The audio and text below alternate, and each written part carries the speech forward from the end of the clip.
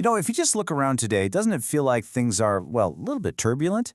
You have all this political polarization, social unrest, and just this general sense that the system is under some serious strain. But what if it's not random? What if we're actually living through a predictable historical pattern? So today we're going to dive into a really powerful theory that tries to explain exactly that. For a lot of people, this all really came to a head back in 2016. The election of Donald Trump felt, to so many, like a complete break in reality. I mean, as the historian Peter Turchin points out here, it was so shocking that a lot of people started looking for answers in conspiracies, instead of looking at the social currents that had been building up for decades. And that really gets us to the big question we're tackling in this explainer. Was this whole thing just about one personality, one really effective campaign? Or was Trump, as Turchin suggests, maybe just a boat riding the crest of this huge tidal wave, a wave created by massive, impersonal social forces? Okay, so to really get a handle on that tidal wave, we have to wrap our heads around a pretty radical idea. The idea that history can actually be studied as a science, complete with predictable patterns and cycles. Yeah, this is the whole idea behind the work of Peter Turchin and this field he calls cryodynamics. And the core idea? It's that huge societal events, especially these periods of crisis, they don't just happen out of the blue.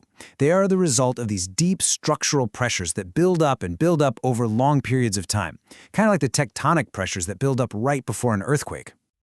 So what are these pressures exactly? Well, according to Turchin's theory, all this social instability, it's basically driven by the collision of two really powerful forces. Okay, so on one side, you've got popular immiseration, which is, a fancy way of saying life is just getting harder and harder for the average person. And then on the other side, and this is the part that's really fascinating, you have something called elite overproduction. That's when a society creates way too many ambitious, highly credentialed people who are all fighting for way too few spots at the top. The theory goes that when these two things peak at the exact same time, well, that's when you get a crisis. All right, let's really dig into that first force because honestly, it's probably the one you haven't heard as much about. We're talking about elite overproduction. So think about it.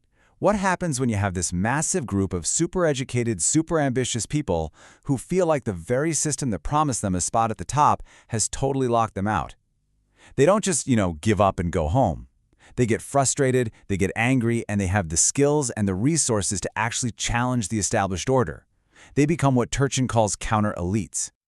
The best way to think about this is like a game of musical chairs, but for elite jobs. So picture it. Back in the 50s, getting a college degree gave you a pretty good shot at getting one of the chairs. But as more and more and more people went to college and then on to grad school, the competition just becomes ferocious.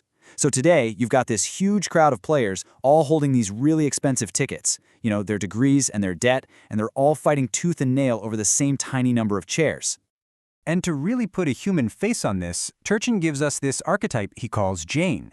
I mean, she did everything right, went to the best schools, got into an Ivy League college, but instead of a clear path to the top, she's staring at a brutal competition for just a handful of slots and a mountain of debt. And it's that feeling, that deep frustration, that can turn someone who should be a pillar of the establishment into a revolutionary who basically wants to burn the whole thing down. I mean, just take a look at the legal profession, right? It's a classic path to the elite. Well, look at the salaries now. The distribution has completely split in two. About 20% of graduates land these massive salaries. They win the game. But a whopping 50% are stuck in a much lower bracket, often just crushed by debt. There's no middle ground anymore. You've just got a handful of huge winners and a whole lot of really, really frustrated people. Okay, so now let's switch gears to that second force, because while all the elites are fighting amongst themselves, things are also getting a lot worse for most other people. And this is what Turchin calls popular immiseration. Now, this force is probably a lot more familiar to most of us. It's that slow, grinding feeling that things are just getting harder. Real wages aren't going up, job security feels like a thing of the past, and that old promise that your kids will have it better than you did, it starts to feel like a lie. And what does that do? It just completely erodes trust in the system. It leaves huge chunks of the population feeling angry, feeling desperate, and crucially, open to hearing some pretty radical voices. And this is where we meet our other archetype, Steve. He's a skilled worker, but he just can't seem to get ahead. He feels left behind by the economy and culturally attacked by the elites. See, he doesn't want a revolution like Jane does. He wants to turn back the clock to a time when things just felt fairer, more stable. and he becomes the raw fuel, the mass mobilization potential, for a populist disruptor. Okay, so here's the crucial point. Turchin's whole theory is that when you get these two things at once, frustrated elites who are looking for a cause and an angry population that's looking for a leader, well, you've got all the fuel you need for a massive political fire. And the thing is, this is not new, not at all. We see this exact pattern play out again and again and again throughout history.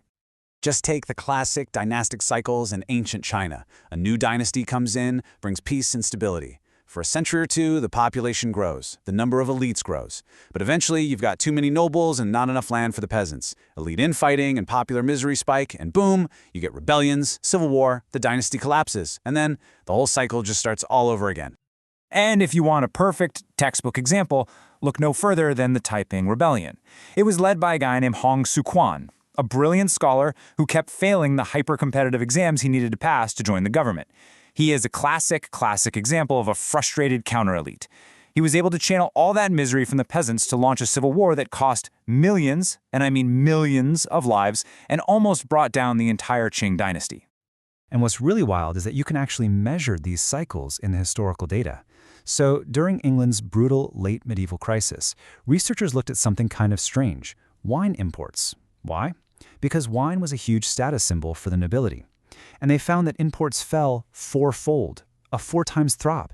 I mean, that suggests the conflict was so unbelievably brutal that it literally wiped out a huge chunk of the competing elites, violently hitting the reset button on the whole cycle. Okay, so all of this brings us right back to today, right here, right now. If this historical pattern is real, what on earth does it say about the mess we're in the 2020s? Well, Turchin's analysis is pretty stark. He shows that the data points for both popular immiseration, think stagnant wages, and elite overproduction, think about all those law school grads, they started to climb and climb fast in the US right around the 1970s. And now they're at or near historical peaks. The result? We have a society that is absolutely primed for conflict. You have a Steve for every populist leader and a Jane for every radical movement. And it puts us, according to him, deep inside one of these historical disintegrative phases. So look, this framework, it doesn't offer any easy predictions. There's no crystal ball here. But what it does offer is a pretty serious warning. The turbulence we're all feeling isn't just some temporary storm, it's a structural feature of where we are in a historical cycle. History shows us that these phases can end in a few different ways: peaceful reform, bloody civil war, or even complete state collapse. So what this theory really does is give us a map of the very dangerous landscape we're all navigating. But the path we choose to walk through it, well, that's still up to us.